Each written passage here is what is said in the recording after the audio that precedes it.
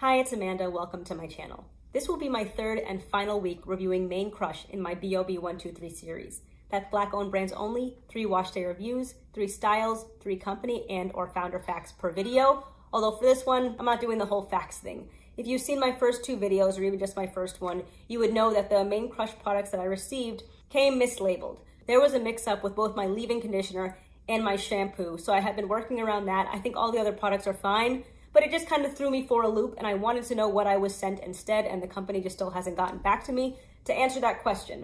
So there's a little bit of frustration in week 1, week 2, but I am checking in like I normally do on day 7 of my wash day, and you can't argue with the results. My day 7 hair right now, I feel looks like my day 2 or 3 hair in the heat and humidity, and I am thoroughly impressed. I have mentioned that I am on this journey to figure out how to combat the frizz in the heat and humidity, which we have still been experiencing.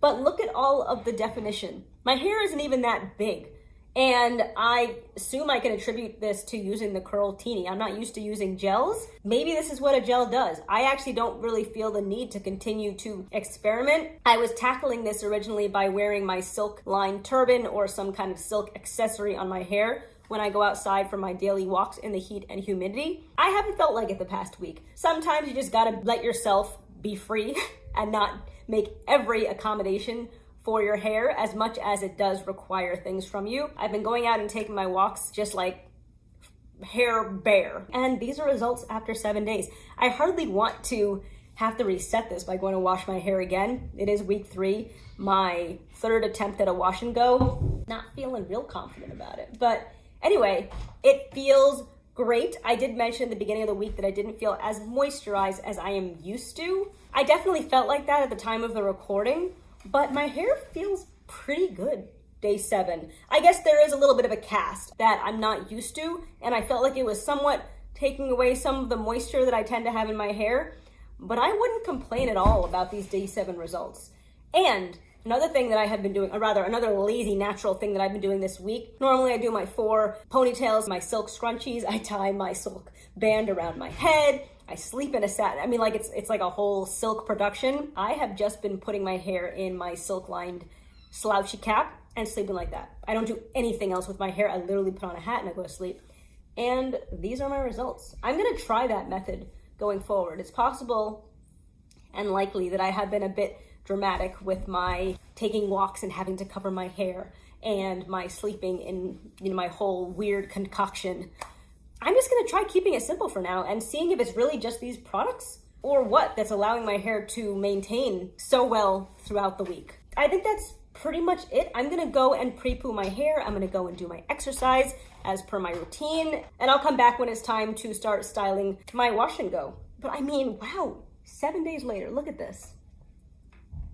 I'm struck by the definition and the fact that it's not huge. I do still spray my hair with something with ingredients that have antioxidant properties because I'm not looking to cause my hair oxidative stress from the UV rays from the sun. So I do still protect it. I understand there are SPF sprays that you should put in your hair before you go out. I haven't looked into that yet, but for now, antioxidants are supposed to reduce the oxidative stress that the pollutants or whatever and the sun rays and all of the like external exposures that you can get that can potentially damage your hair. I do protect it from that. This was a great week. I'm really annoyed still about the products, and I don't think I'm gonna be using the product labeled clay wash because I actually don't know what's inside of it. And I just kind of wasted that money, which I don't like to do. I'm gonna go wash my hair. I'll be back when it is time to do my wash and go, but come on, no retwisting this week, which I did do in week 1. But look at all of the look, I don't even need to speak. All right, positive vibes only on my 3rd wash and go attempt. The first 2, in my opinion, were fails. The second one, less of a fail than the first, but still pretty failed. I used the Shea Bay leave-in conditioner this weep. I used the BoB Radiant last week. I just wanted to mix it up since I'm not using the product that is labeled a leave-in from Mane Krush. And I don't know that the shampoo, That's a whole thing. Anyway, so I actually only have 25 minutes to get started, so I have to stop wherever I am in 25 minutes and then get back to this later. As I said in weeks 1 and 2, I'm not feeling confident about this wash and go either. Sorry, I know I said positive vibes only, but this is just reality. My hair was not clumping at all with the Kurl-Tini. I get feedback from others that it clumps for them, so maybe now that it knows that I am attempting to do a wash and go, not a twist out or a braid out, that I need it to clump, maybe that's the key. And I'm gonna try to work in smaller sections this time. And when I say try, I just mean I have a threshold for patience, and me working in small sections throughout my entire hair might breach that threshold. So let's just get started. I probably have like 18 minutes now. I've got this towel because I expect this to be dripping wet. I'm going to make it even wetter. This is a bottle of distilled water. All right, so that's pretty soaked. Hair feels good.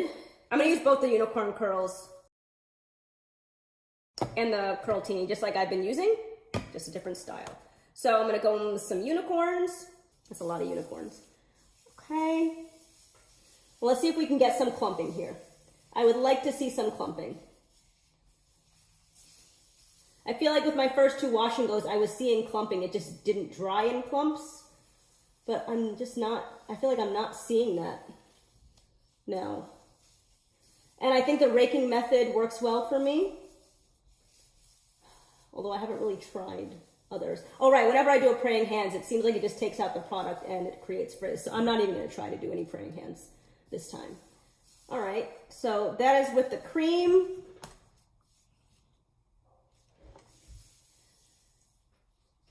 Okay, let's go in with the teens. Kurl-Tini. Let's see how this does. Okay. I'm gonna try to grab the small sections of clumpage and make sure that I get a good amount of gel there. I'm gonna try to make sure it definitely gets on the roots. I'm just gonna like put it there. I'm not even gonna like really rake it. All right, let me actually just pull and just like, and then just rake the rest. Maybe I'll do that process throughout and see what happens. I don't know. For those of you who get clumpage with Kurl-Tini, does your hair look more defined at this step of the process? Tell me.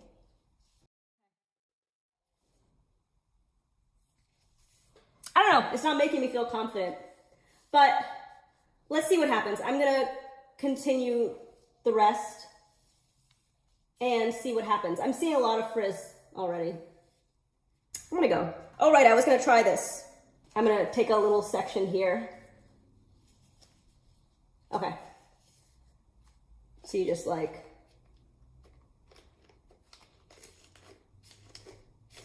I think like it's taking the product out. Okay, my hair's not doing that like really cool clumping thing you see all over Instagram. It's not doing it.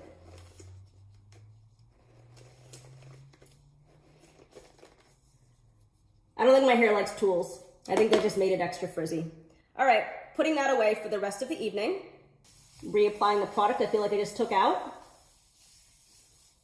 You know what? I got to what I feel like is my perfect twist out and braid out. I'm gonna give myself time to get to my perfect wash and go. I knew it wasn't gonna be easy for me. All right, I'll be back. So these are my stage 1 results. I feel like it's pretty similar to how it looked at this point in my first and second wash and go. So it's really gonna come down to how it dries. I'm gonna let it dry for like 5 minutes because it's late. And then I'm actually just gonna blow dry it. Blow drying the last time around took me about an hour and a half and I didn't really finish blow drying it, but I'm just gonna get started. I'll be using my Dyson with my diffuser attachment. I understand that's supposed to do things quicker, so it's possible it would take me 3 or 4 hours to otherwise dry it. But I'm gonna go get started with that. I'll come back before I do any kind of stretching to let you see how it's looking. In curl definition, again, I feel like it looks pretty similar. I feel like the curls always look better with all this white stuff in it. They look more defined. But if you look closely, you can see in the front, it's very frizzy. It's not really all that defined. And I tried just putting extra gel there, but it didn't do anything. So yeah, I don't know what's gonna happen here, but let's just dry it and see what happens. And also you can see this big piece over here. I can't define it. I don't know what else to try. All right, I'll be back when it's dry. Aware that I'm only 3 wash and goes in at this point, I feel like this is just what my wash and go looks like. I do think these are the best results that I have gotten so far. Wash and go number 1, the gel was not strong enough. Wash and go 2, I used a pudding. Wash and go 3 with the gel. I think it's better. I think it's better. I have a cast. I have a pretty strong cast, but I don't know why I would break it because I feel like the cast is the only thing that's holding my curls in its little coils. Let me get a little bit closer so you can see better.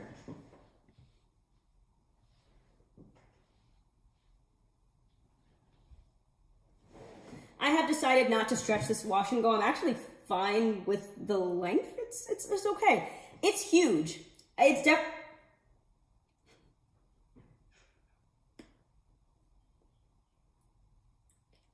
definitely huge. You can lose things in there. There may be some birds living in my hair, who knows. I still prefer the twist out and the braid out in terms of style, but I'm getting used to this just like huge hair. I don't know. It's a new thing for me. And I am actually really looking forward to continuing this whole week 3 wash and go thing because I want to see what other kind of results I'm going to get from my wash and goes, unless this is just pretty much what a good wash and go for me is going to look like. I'm pretty happy with it. It doesn't have the moisture that I normally have. I can't say that, but again, I have a cast. But given that I've used these products over the last 3 weeks and I had good moisture in week 2 when I swapped the order of the products because of the whole products mix up. Right now, I just feel like I have crunchy hair, but I feel like underneath that crunch is probably still moisturized. I'm trying my hardest to not play with my hair because I feel like that's gonna ruin it. But and also remember, I did have those 2 clips there. This feels like cardboard here. You can't, yeah, this is the indentation where the clip was there. I don't know if you can see it as well on this side. It's less pronounced, but it's a stronghold gel. I would say it's definitely a stronghold gel. Also, if you'll notice, I still have those little silver specks in my hair. I had silver specks all over my hair from my Fab Hair International wash and go. I thought it was maybe just because I used too much product. And then I had those same silver specks when I did cryobotanicals, and I thought maybe I used too much butter. I have the specks again, maybe I used too much gel. But at the same time, I feel like if I had used less gel, I'd have a lot less definition and hold. So this is my wash and go. I think the wash and go for me is gonna all come down to shape, and luckily, having never actually trimmed my hair, I haven't professionally trimmed my hair since my big chop February 7th of 2020, and I just search and destroy my single strand knots all over my hair. I haven't shaped my hair, but I'm actually I'm pretty happy with the shape that I have, and I think that is going to define whether or not my wash and go has turned out well. In my mind, this wash and go has turned out well. Let me know what you think. I know I mentioned that I'm not going to stretch this wash and go because I don't think it's necessary, and I think it's gonna take way too much time, and I don't think it's gonna make that much of a difference. I feel like I'm gonna stretch my wash and go. I'm gonna go outside in the heat and humidity, and by the time I get back, where did the stretch go? The only thing I am gonna be worried about, and it actually just occurred to me, is that for my next wash day, my hair is gonna be shrunken again. But if my hair starts to feel a little bit shrunken, I'm probably just gonna put it up in a puff. Pretty happy with the wash and go. Good wash day. I think it actually did take me over 2 hours to dry my hair. It's still a little bit wet at the roots. I slept like a candlestick last night. I parted it slightly in the back and then I just lay down like that and I didn't move. I don't know why I thought that shifting on my left or right was gonna completely ruin my hair, but my hair was more wet last night than I would have liked it to have been, so I felt like if I slept on one side of my hair, it would completely mess the curl pattern. And yeah, that's why I thought I needed to do that. So I slept very uncomfortably last night to achieve this, and you know, it's fine. Am I gonna be able to wear my hair out for the entire week? I don't know. That seems like a lot. It's day 2 now, and if it continues to look like this and it doesn't change, then fine. If it continues to shrink, I need to stretch it by putting in 2 space buns or something like that. Let me move on with the review. This is the Kurls on the Rocks leave-in detangler. This is the one that I've been using as a shampoo for the last 2 weeks, and again, I forgot the name of the shampoo that punk rock girl you said that this is. I'll pin a comment to say which one it is. So assuming that this is a shampoo, it's a fine shampoo. It's stripping, it's not softening, but I think it does a good job of cleaning my hair. Although, speaking of, I was just watching my styler's video that came out today, scratching my scalp a lot in that video, like a lot. So much so that I'm like, How many times am I gonna do that? I don't remember my hair itching, but it must have been irritated because why did I keep touching my scalp? Again, I'm not confident that this is actually a shampoo. It lathers like a shampoo. If it's so clarifying, I don't know why it would have been causing so much irritation to the point where I felt like I had to keep touching my scalp. So that's one observation. I was in my scalp a lot. Either because it was itching or it was irritated. It's stripping, it's not softening. My hair felt fine when I rinsed it out. I don't know what I think about the shampoo. I wouldn't recommend it as a shampoo just because of what I said. And I don't think I would use it again because of what I said. Ingredients are great. And I feel like everything should work. Let's move on. The deep conditioner. And I'm glad I do have something to say about this one. So in week 1, the deep conditioner was good. But I remember saying that I had to work it in for probably like a minute and a half before I started feeling a lot of moisture and just like that good deep conditioner feel. That was likely because I used a leave-in conditioner for this thing. No, am I missing a product? Okay, I was somewhat confused this whole time, but it's because I was missing a product. So this is the clay wash that I used in week 1. This might be a leave-in conditioner, but I used it as a clay wash, as it says it is, week 1. And this is when my hair just didn't react well to the deep conditioner. It felt fine after working in for a minute and a half. It became a little bit detangling and all that. But I think in general, like the deep conditioner didn't wow me or have much effect at all. This is not the clay wash. This is, I don't know. So I haven't used this for the last 2 weeks. Deep conditioner was okay in week 1 after using this, which might have been a leave-in. So my point being, all this proved, and I'm glad that it proved it, even though I knew it academically, that a deep conditioner is going to work its best when it's applied to clean, even stripped hair. Because in weeks 2 and 3, which does lend to the fact that this is probably a shampoo, the deep conditioner was really great. I actually really like it. It's not the most slippery deep conditioner I've ever used, but it felt nourishing. It was softening. It did a good job after, letting it sit under my steam cap for 20-25 minutes. And I think it's an all-around very good deep conditioner, and I would actually recommend this. The styling duo, the Unikorn Kurls and the Kurl-Tini. I use both of these products for my twist out, my braid out, and then this wash and go.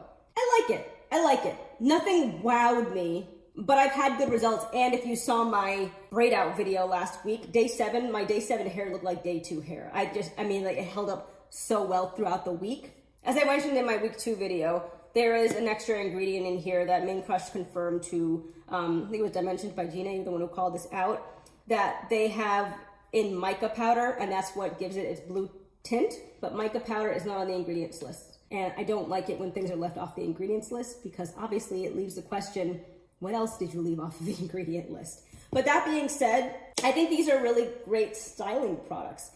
Individually, I don't really have too much to say. Sometimes when I put a product on my hair, it wows me because of the slip or something. Nothing really stood out to me, but I think that they have both given me really good results. I did notice that with these 2 products, that they did not do a good job of clumping my curls. That being said, they seem to be doing that for other people. So again, it might just be my specific hair. When I put a cream in my hair, normally it starts to define and plump and all of that stuff that suggests that you would have a really good wash and go. And I say this based on experience with other creams that I've used. I didn't get that with this. And I also didn't get that with this. So I actually did not feel confident about how these results were going to turn out. I'm pretty happy with the way that they did. I feel like sometimes I come to this week 3 product walkthrough and I know exactly what my thoughts are. I'm very clear in what I'm saying, and sometimes I'm not. When I'm not, it's because I don't really know. I would say in general, I think these are a good combination, but the application, I don't enjoy all of that much. This, if it is a shampoo, it's okay. And I say that because my scalp was irritated and it shouldn't have been after using a cleansing shampoo, clarifying. And I like the deep conditioner when you use a good shampoo that clarifies your hair ahead of it. Go look at one of my other videos if you want to see a good and articulate review. Again, let me know in the comments section what you think of this wash and go, or if there's anything else you expected my wash and goes to do. That brings me to the end of this video. If you like my content and haven't done so already, please consider subscribing. Like, comment, and share, and I'll talk to you in my next one. Thanks, and have a good one.